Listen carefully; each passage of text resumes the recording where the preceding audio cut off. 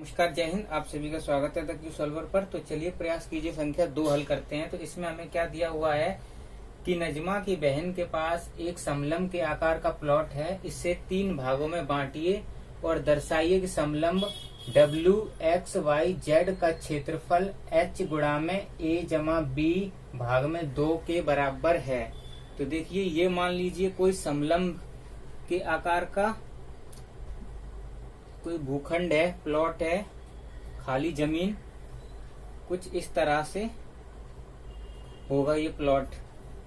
तो ये क्या था, WXY और Z, ये एक खाली प्लॉट है। अब हम इसमें क्या करते हैं कि 2 रेखाएं अपनी तरफ से खींच लेते हैं और मान लेते हैं कि यहां से यहां तक की जो दूरी है ये है B। ठीक, अगर यहां से यहां तक की दूरी B है तो ये वाली भी दूरी B होगी। उसी तरह से मान लीजिए कि ये वाली जो दूरी है C और ये वाली दूरी को मान लेते हैं हम D। तो यहां से यहां तक की दूरी D और यहां से यहां तक की दूरी C और ये वाली दूरी तुम्हें पता ही है, ये क्या है हमारी B। और ये कुल दूरी जो है यहां से यहां तक की, इसको हम मान लेते हैं A। अब हम देखिए इसे हल करते हैं, दर्शाते हैं। तो देखिए सबसे पहले इसका क्षेत्रफल क्या होगा। सबसे पहले मान लीजिए ये वाला त्रिभुज इधर का, इसका क्षेत्रफल क्या होगा। तो देखिए त्रिभुज का क्षेत्रफल 1/2 आधार गुणा में ऊंचाई। अब इसमें जो ऊंचाई है इसको हम मान लेते हैं h। तो यहां से यहां तक जो ये ऊंचाई हमने मानी है क्या है h, इसको मान लेते हैं हम h। तो ये और ये बराबर है।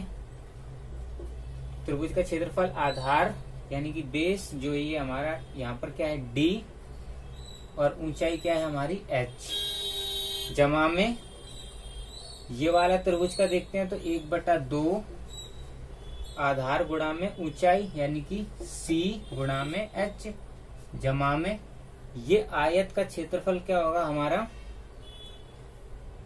यहां से यहां तक की दूरी लंबाई क्या है B और इसकी जो चौड़ाई है ये क्या है हमारी H। तो अब यहां पर देखिए ये हमें मिल चुका है टोटल भूखंड या फिर प्लॉट का क्षेत्रफल। तो चलिए इसे आसान करते हैं। तो सबसे पहले यहाँ पर 1/2 है, यहाँ पर 1/2 है और यहाँ पर H है, यहाँ पर भी H है और यहाँ पर भी H है। तो देखिए सब में जो है H समान है, तो H को हम बाहर निकाल लेते हैं और देखिए अंदर क्या बचेगा, यहाँ पर 1/2 और D। तो मैं इसको क्या लिख सकता हूँ, D/2 जमा में यहाँ से H बाहर निकाल लिया तो यहाँ कितना बचेगा C/2 जमा में यहाँ से H बाहर निकाल लिया तो क्या बचेगा सिर्फ B। अब देखिए यहाँ पर H, ये सब एलसीएम लेके जोड़ देंगे तो इन सब का एलसीएम क्या होगा हमारा 2।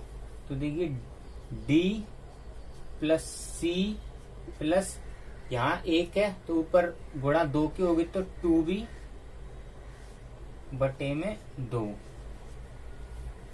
अब इसी के आगे हम देखते हैं तो ये क्या हो जाएगा। देखिए H तो ऐसा का ऐसा ही और D जमा में C और B को हम क्या लिख सकते हैं, 2B को B प्लस B/2 या भाग में 2। अब देखिए यहाँ पर DCB, यहाँ पर देखिए DCB, ये कुल मिलाकर क्या बनता है हमारा A। क्या बनता है हमारा A। तो देखिए यहाँ पर इन तीनों को मैं A लिख सकता हूं। तो यहाँ पर H बाहर और A इन तीनों की जगह पे जमा में B भाग में 2। अब यहाँ पर एक चीज गौर करने की है कि A क्या है हमारा, ये और B ये, और ये दोनों आपस में क्या संबंध है इनका, तो ये एक दूसरे के समांतर हैं। और H क्या है, इनके दोनों के बीच की दूरी तो हम ये कह सकते हैं कि इस प्लॉट या समलंब का जो क्षेत्रफल है वो क्या होता है, समांतर भुजाओं का योग का आधा। तो देखिए समांतर भुजाओं के योग का आधा यानी कि 2 से भाग हो रही है, और गुणा में उनके बीच की दूरी यानी कि h। अब देखिए पार्ट 2 में हमें ये जो हमने फॉर्मूला बनाया है HA+B/2 इससे बनाया है, तो हम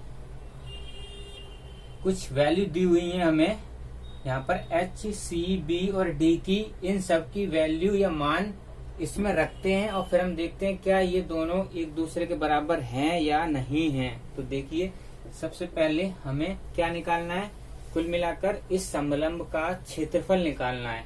तो देखिए कैसे, H की वैल्यू हमें क्या दे रखी है यहाँ पर 10, और A क्या है हमारा, इन तीनों को मिलके बनाया है और ये तीनों आपस में जुड़ रहे हैं। तो देखिए ये तीनों क्या हैं, C, B और D, यानी कि 6 + 12 +